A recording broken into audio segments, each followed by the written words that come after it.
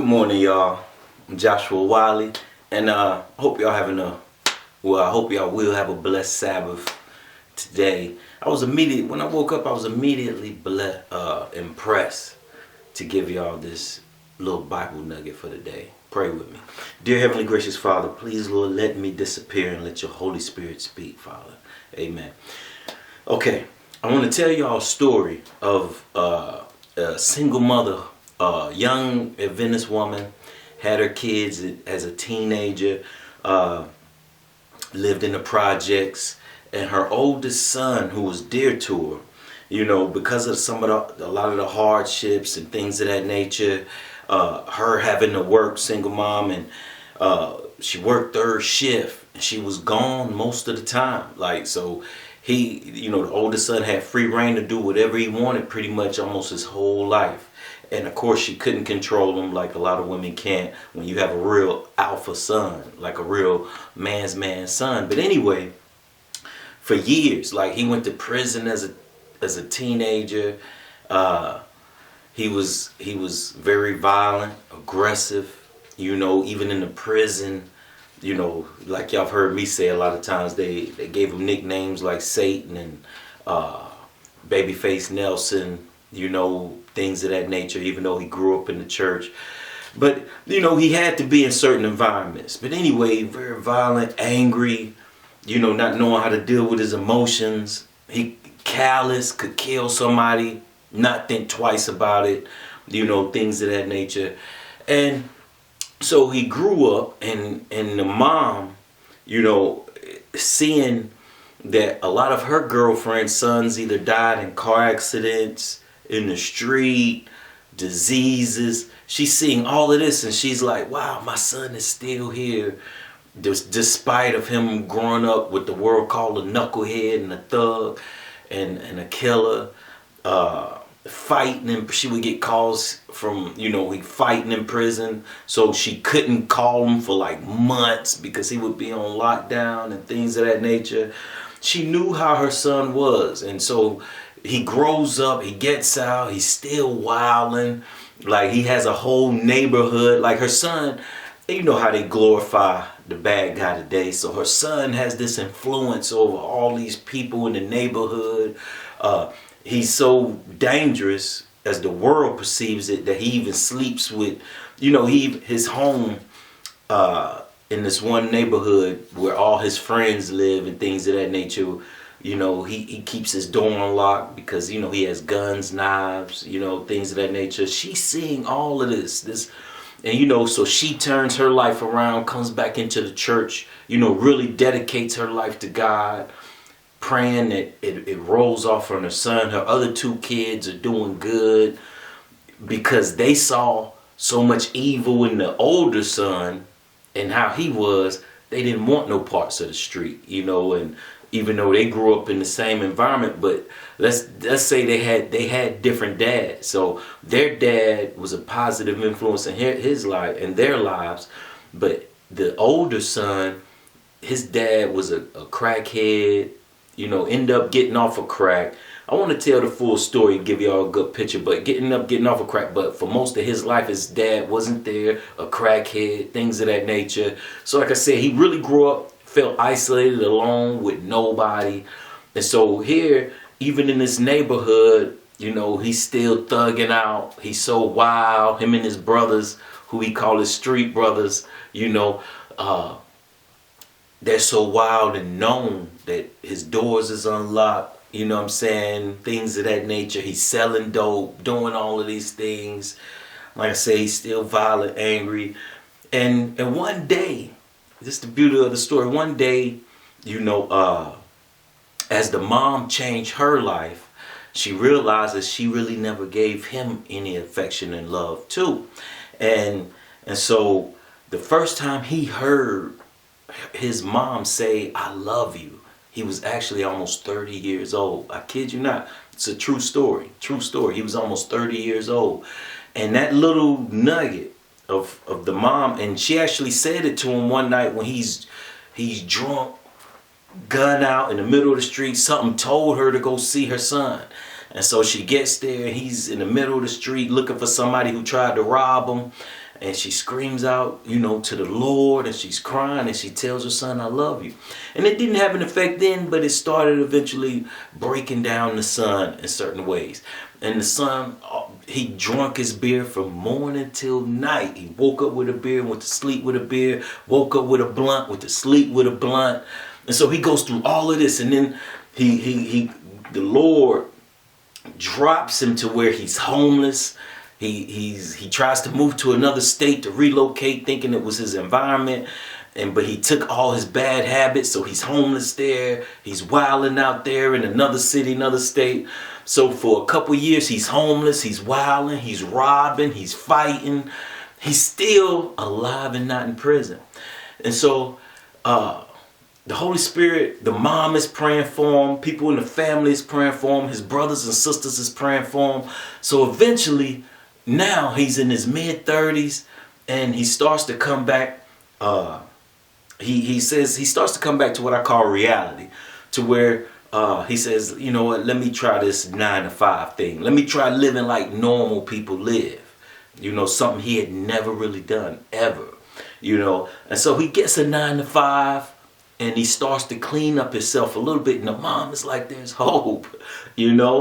If you're not a parent who've never been in this situation, you really wouldn't understand. But there are a lot of parents who are in this right now, because it was eating her alive every day, to the point to where she would pray, Lord, do I have to let go of the thoughts of my son just so I can receive peace of mind and heart? But she knew she helped create that in her son, because like I said, he never even heard I love you from her until he was almost 30.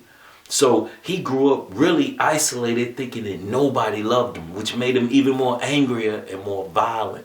But anyway, so the Lord, he's faithful and he's just and true. So he's working on the son, because even though, like I say, the son grew up in the church, was born in the church, even though he was wilding out in the street, he was always spiritual, and the Lord was always seeing. So he's seeing, growing up in the projects, in the slum, the son had seen all walks of life. All walks of, from different crackheads selling dope, prostitutes actually giving him money and food when he needed. So his perception of life was way different than many other people's, right? But the Lord had been chipping away, and it took almost 30 something, like I say, he's in his mid-30s, of the Lord chipping away at what his parents and his environment and he himself brought on him to get him to a certain point, right?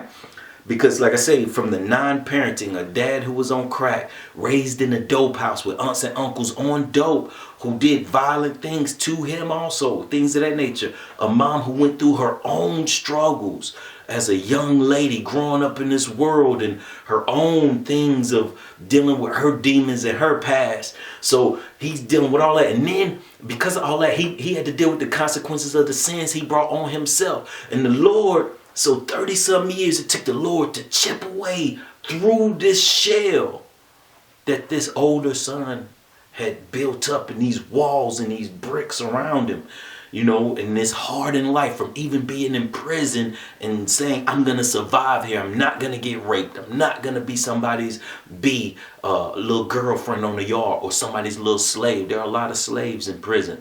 A lot of the people that people glorify once they get out and thinking they were tough. No, they was washing other grown men's underwear and all of that stuff in prison. I kid you not. Your parents, you thinking dude tough because he got tats and swole up, but he was really washing some dude's drawers. And every time the parents would send that young dude some money, or his girlfriend would send him some money or something, it was going straight to somebody else. I've seen it with my own eyes twofold. But anyway, so he refused to be that. So he had to take on the attitude of, I'll kill you any second, which a lot of dudes do become killers in prison, who are not going to be no slave and not going to be somebody's girlfriend. But anyway, so it took years to chip away, because those things don't leave you just because you get out free on the street. Oh, all of a sudden that killer mentality is gone now. No, it doesn't. So, but it took God years to chip through this exterior, this shell in these walls. So around his mid-30s, y'all, around his mid-30s, he starts to come into the church. Something happens, the Lord, the Holy Spirit, and the angels finally get a little crease in there. And the son, and this is after the mom said, I love you. And she changed her life. And she started really just being a friend to him.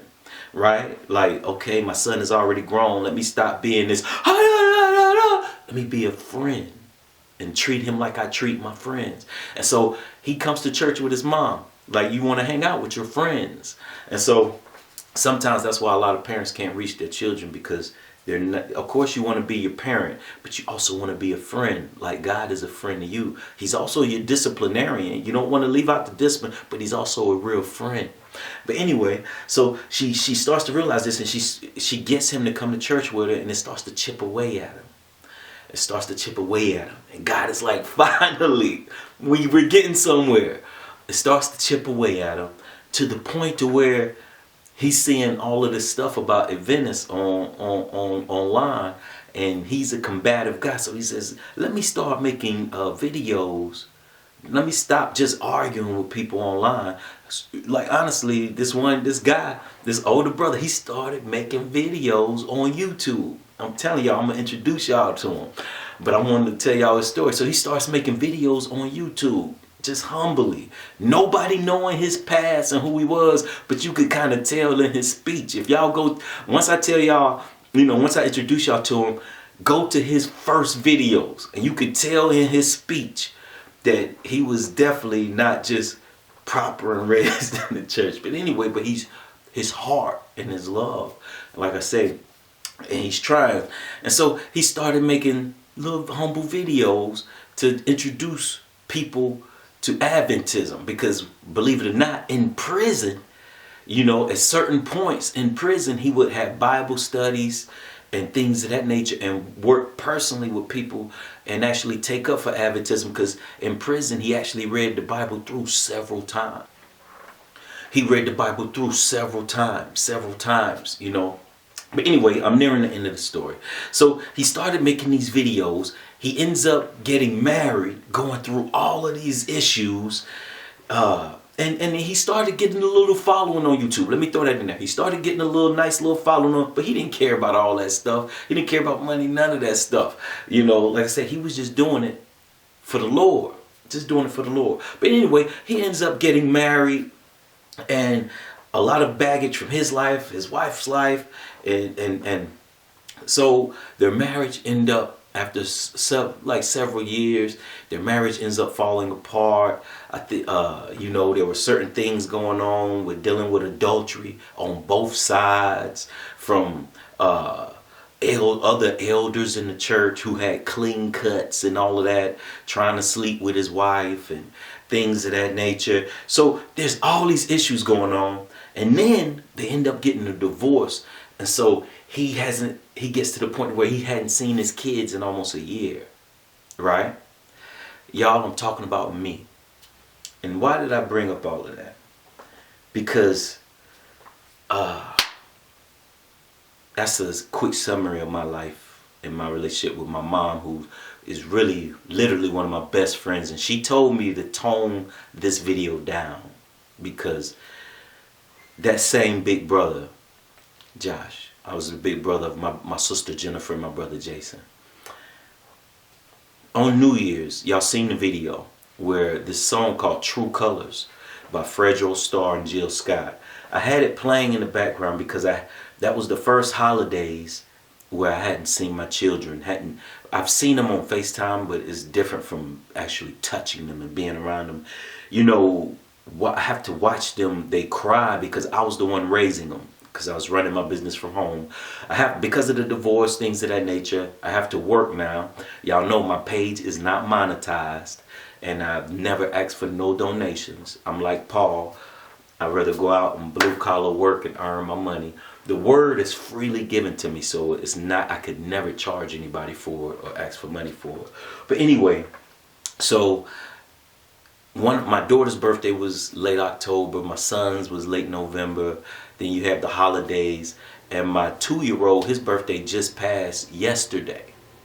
And so not only is that the first birthdays that they've been apart from me, and the holidays. And like I say, I was the one who was raising them from home, because daycare for children, all three of those were under 5. So daycare for little babies, y'all know it's like almost $1,000 a month. So me and my wife, you know, she could earn a little money, but she wasn't skilled, because I was a machinist for 12 years.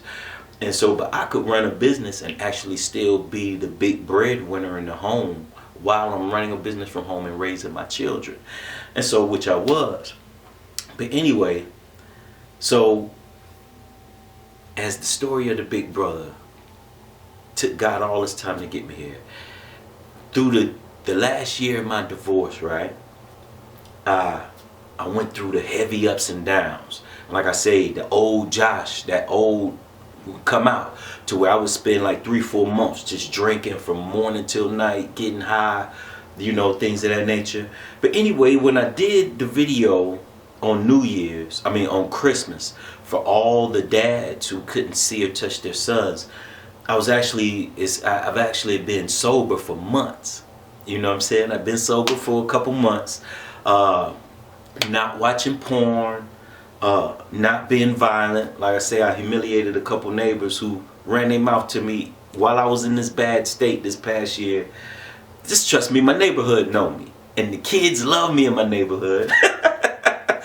You know, they love old Josh, and a lot of the other neighbors do. But you know, when some people, and that's how the devil plays people. You know, you never know what somebody's going through.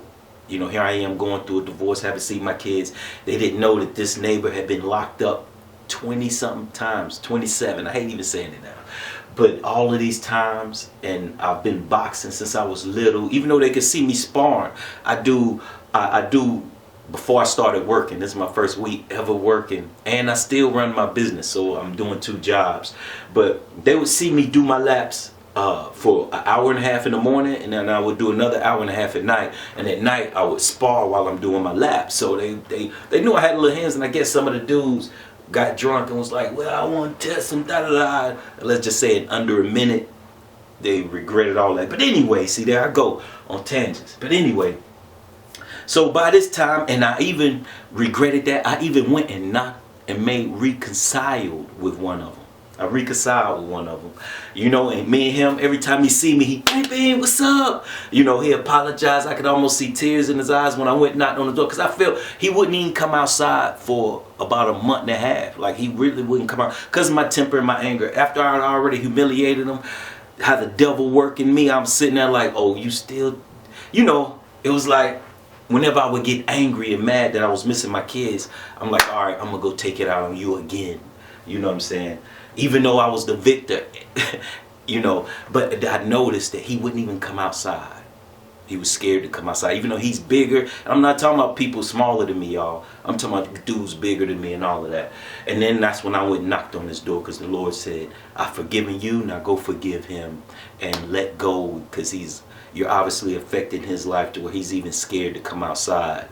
You know, and so if we reconciled, and I could see him almost really wanting to cry, and I felt extra bad, and met him every day, man, what's going on, you know, da-da-da. But anyway, so come Christmas, when I made this video, I'm not watching porn, I'm not drinking, I'm not smoking, I'm reconciling to people I've wronged and who I've hurt, who might have asked for it. I'm not the bully. You know, trust me, I was minding my business. But they didn't know that that was a dark cloud. When they ran their mouth, they didn't know they were talking to a dark cloud. I had a saying that I used to say to my 2 younger brothers, Terrence and Jason. I call Terrence Bam Bam. I had a saying that I used to say to them, people never know when they're looking death in the eyes.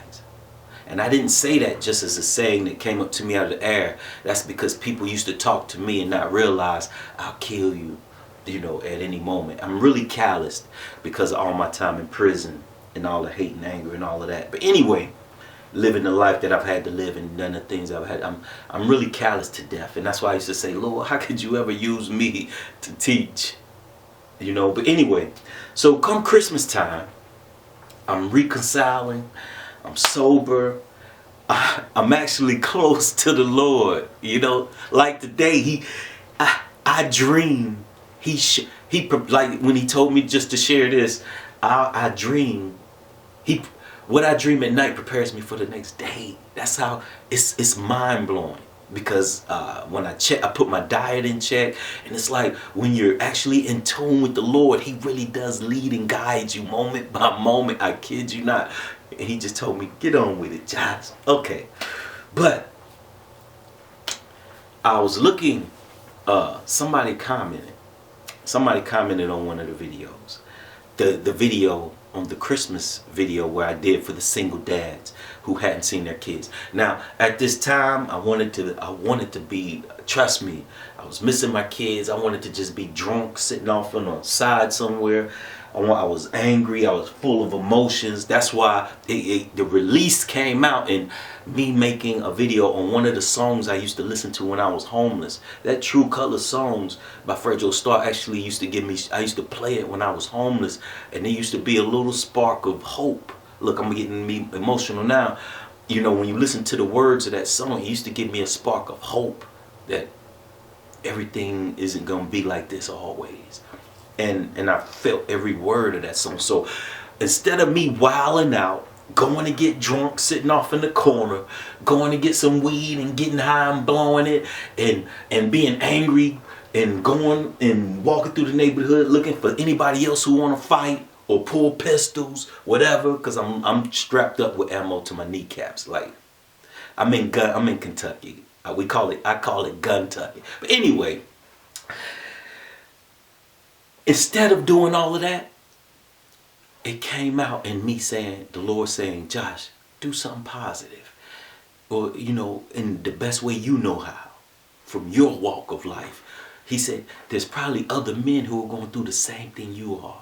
And so that's when I said, okay, let me put the True Color song and just have it play. And you could see it in my eyes because I was missing my kids and my baby so much, and my wife. I was missing them all so much that you could see it in my eyes. I've been crying that day. And sometimes even when I look at the video, I try to keep the camera and pan it off my eyes at times. But anyway, I had a fellow Adventist brother or sister or whatever, comment on the video. And I want to say, I was going to come at you way different. But my mom said, I was telling her about it, she said, Josh, do it out of love to where you reach people and not just condemn. He said, something, you're lost, brother. Things of that nature. No, he said, I used to watch your videos back in several years ago, and they were way different today, and they were lost. And I want to tell y'all, if y'all watched the video I did, Joshua Wiley Exposed, where I exposed myself, a lot of the videos that him and a lot of other people who've come at me like that, because now they see the dreads, and this is something y'all have to get over, because even the Bible says that Christ had a hair full of wool. He didn't have a clean cut fade. Let's just say one of the elders who helped break down my home and sleep with my wife had a clean cut fade and looked apart. When Josh was doing those videos where I had the clean cut fade, sit behind the desk proper. Hey guys, how are you doing today? This is Joshua Wiley. I was getting drunk at night. I would work during the day. I would do my videos. I would drink me a couple beers some nights. I would watch some porn. I would masturbate. I was angry fighting. I kid you not. If you listen to some of my things, when I was actually during that time, when I was working a 9 to 5 over 5 years ago, this is a fact. When I was a machinist, before I started running my business, I told my supervisor, let's go step outside. He wouldn't.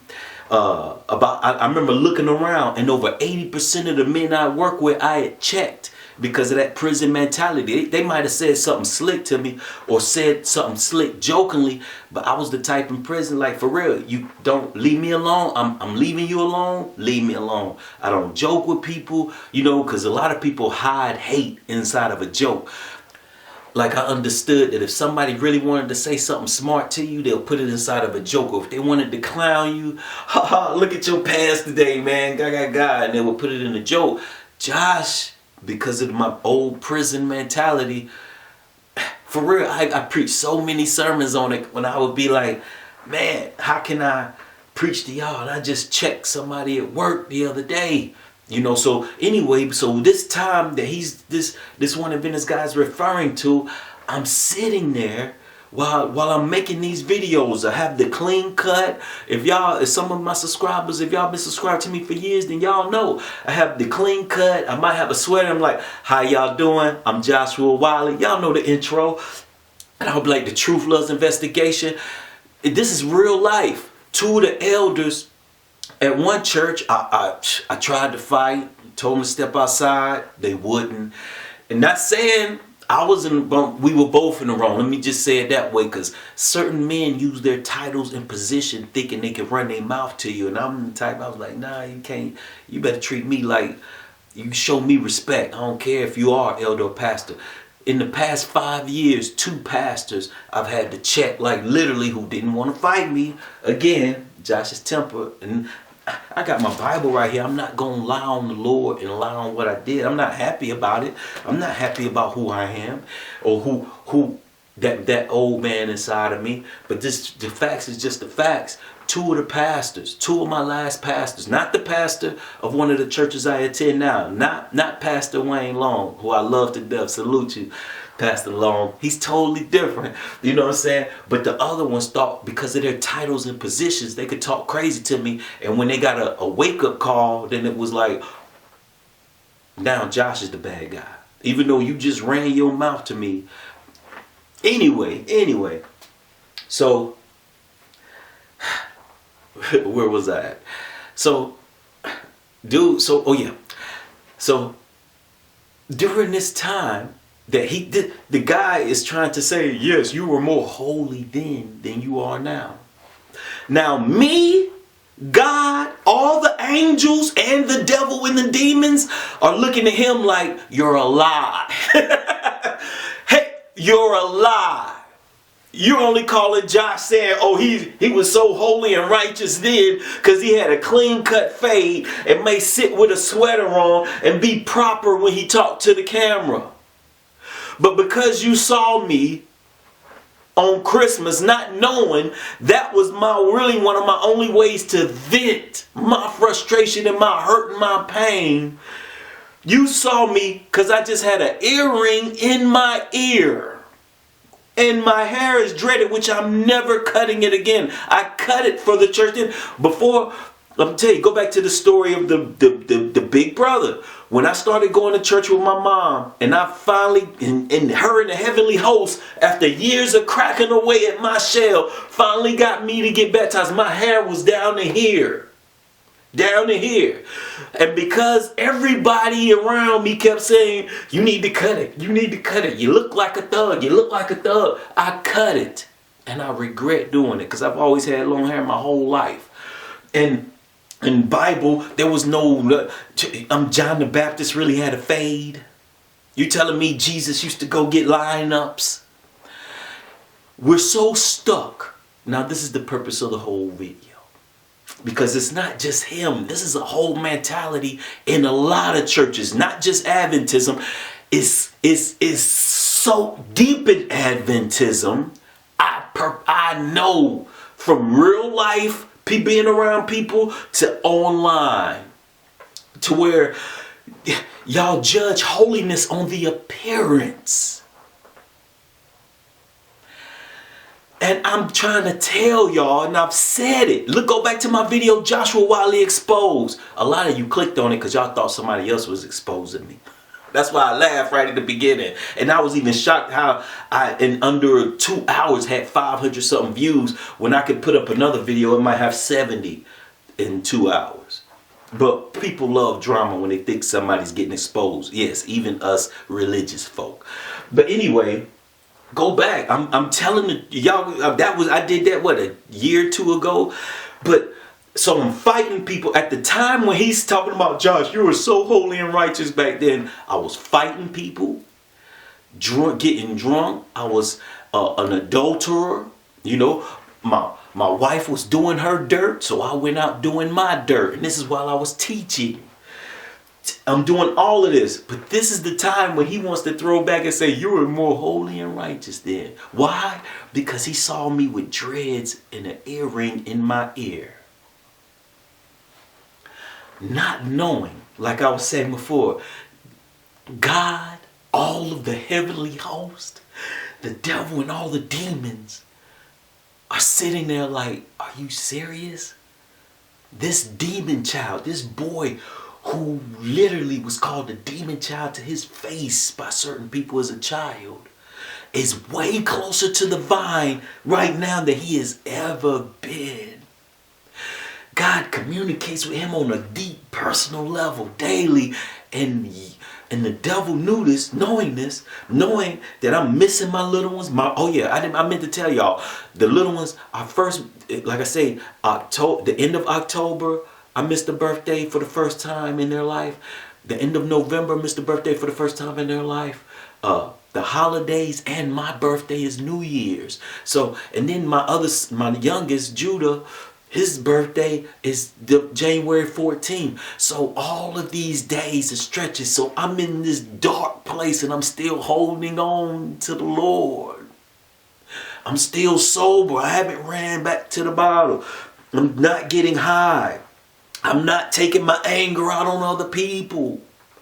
And the devil, knowing this, sent one of his people who thinking they're so righteous and being all good to point the finger and say, Josh, you're lost. I brought up my life in the terms of the big brother from an outward analogy to say, this is the problem with that type of mentality in Christianity, which has a concrete hold in Adventism and other religions. This is the problem with you guys who are not poor in spirit, which I'm going to get to that. This is the lesson of the video. God might have expended all of heaven for 45 years to get me to that point where I was on Christmas Day. To where I'm not taking my anger out on people. I'm not sloppy drunk somewhere in a hole sitting in the corner. I'm not high, blown out my mind. I'm actually still trying to do something positive. Just cry, vent, and just focus on the Lord. So the devil sent one of his children to point the finger and criticize me and say, you're lost, Josh. I remember when you used to do videos years ago, sitting behind your desk and you looked so proper and was I holy then? No. I was far from the vine. You might not have known, to him and others who've come at me like this, you might not have known that you were doing the work of the enemy.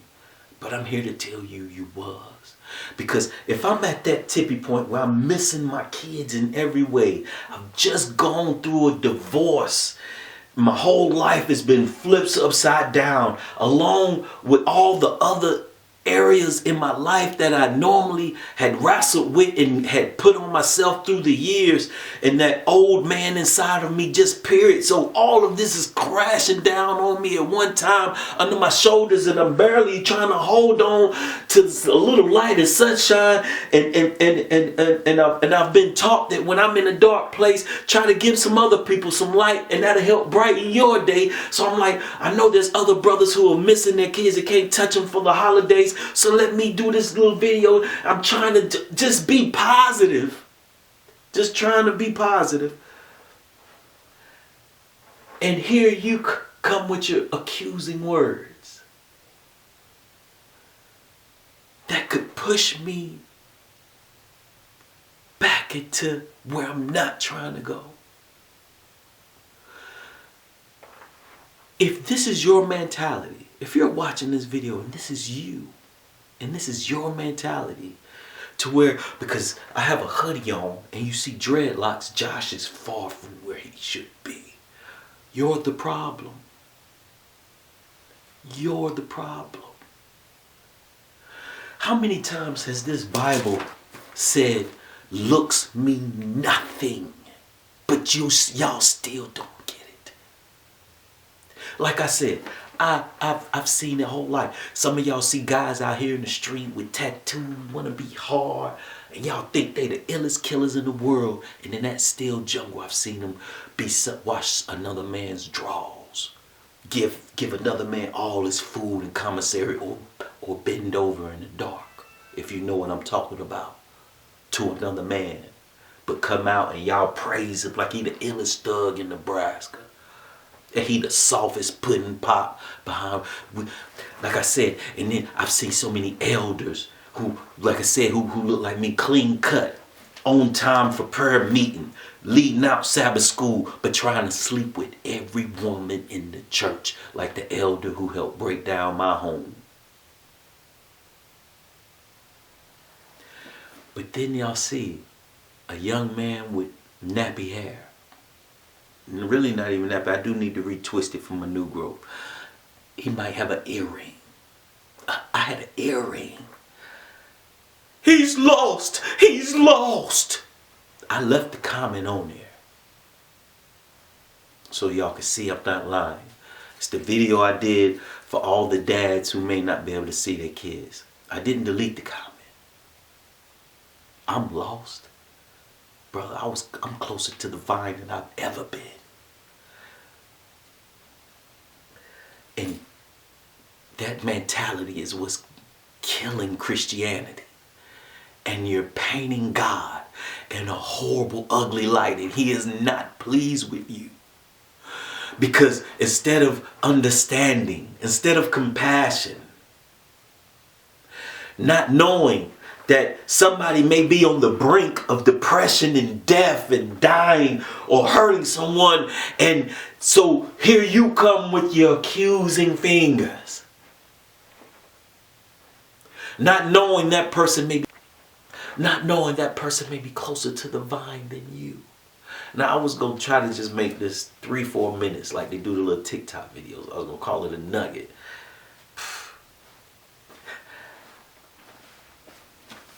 This is a problem. And I know if people are doing it to me, you're doing it to others. You're doing it to people in your home. You're doing it to your children. You're doing it to your friends at work. You're doing it to people in the street. You're looking at them because they're not dressed the part. Remember, Lucifer was beautiful. He looked the part, but he was evil. Y'all still don't get it. You always say, you sit and say, no, we look at the heart. It's all about the heart. But you don't.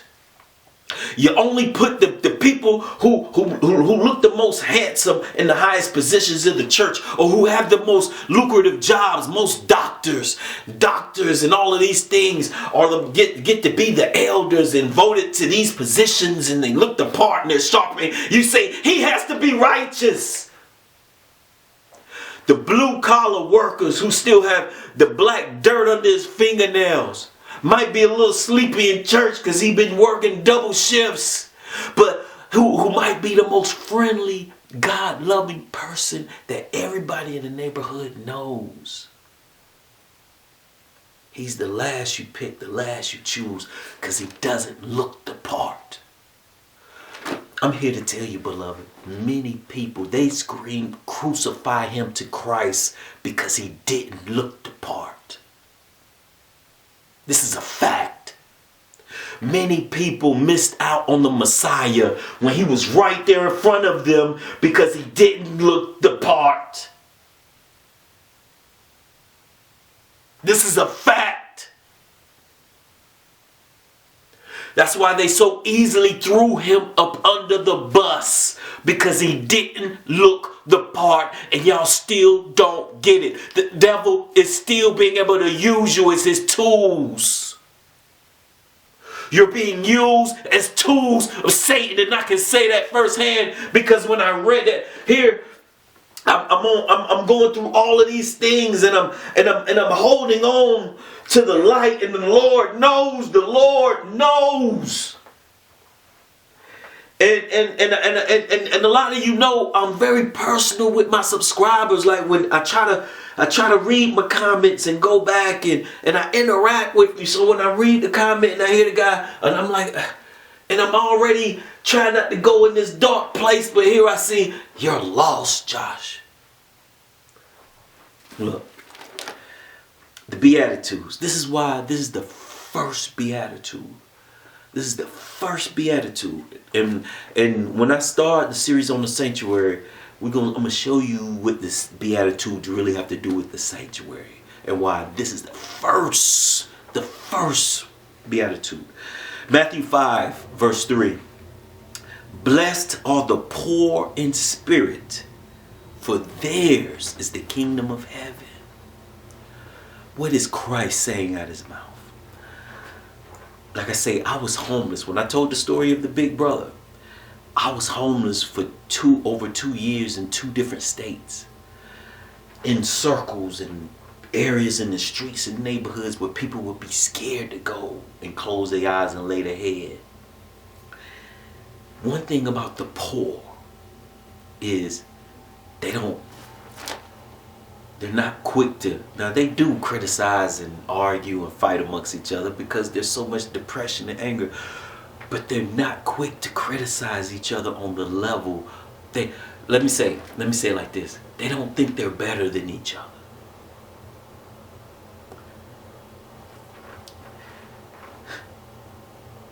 When you're high in spirit, like the guy or whoever, like, I'm not just gonna just pinpoint him out or him or her, I don't know.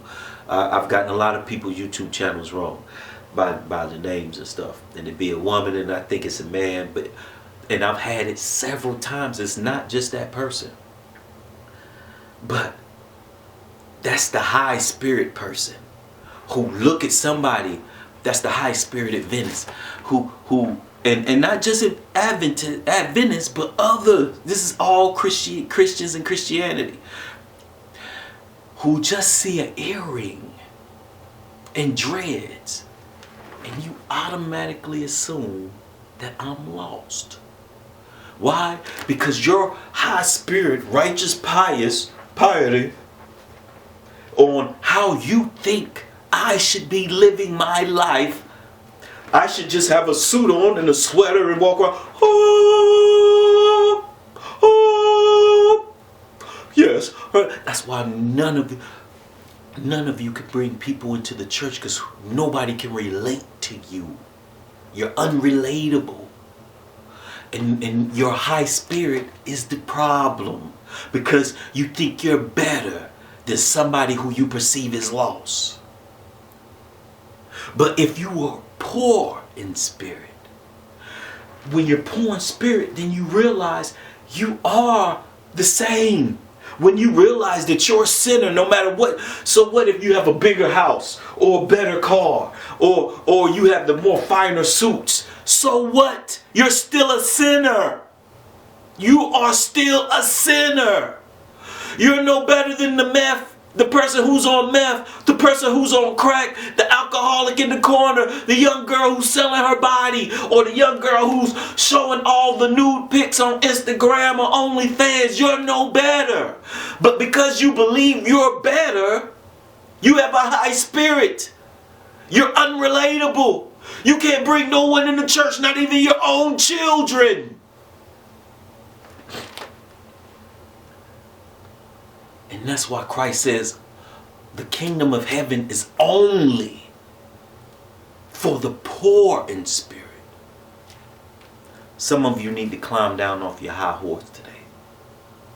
Stop being used as a tool of the devil. Wouldn't you hate to take your little high spirit self before judgment and God say, yeah, you kept the health message. Yeah. You read the spirit of prophecy all the time. You studied. You had Bible studies, and you did these Zoom meetings, and you was always on church, and you taught here, and you did this, and you kept your tithe faithfully, but you were still used as a tool of the devil. Anytime you saw somebody erring or somebody who you thought was in error because of their appearance, or what you saw, or something they done, or a sin that they committed, the devil used you to do the accusing. He used you to bring more depression and more sad thoughts. He used you. Why? Because you were a tool ready to be used because of your high spirit. No. Many of us need to always, that's why I love when God says about David. He said David kept his sins before his face.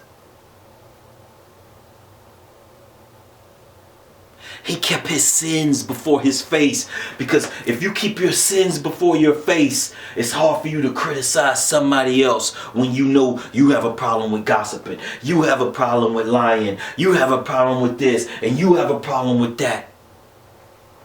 See, you can sometimes, Holy Spirit said, I've heard this saying before so many times in the street, you can be so high and heavenly minded that you're no earthly good. Are you so high-spirited that you are no earthly good? Only here to cause more strife, more depression, more with your little righteous, pious self.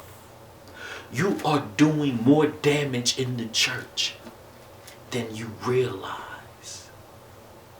I'm going to end this video right here, y'all. I don't want to just keep repeating the same thing over and over. Instead of pointing a finger, how about y'all start reaching out of love? Reach the people out of love. Hey man, what's going on? Do you need something? Is something going on in your life? Is something wrong?